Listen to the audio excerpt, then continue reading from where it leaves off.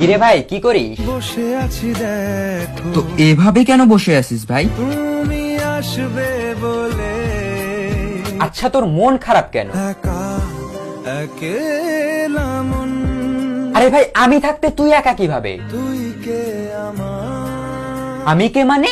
আমাকে তুই ভুলে গেলি? না রে না ভাই তুই কি তোর লাইফে ভালোভাবে বাঁচতে চাস না? বেঁচে থেকে লাভ কি বল বেঁচে থেকে লাভ কি মানে?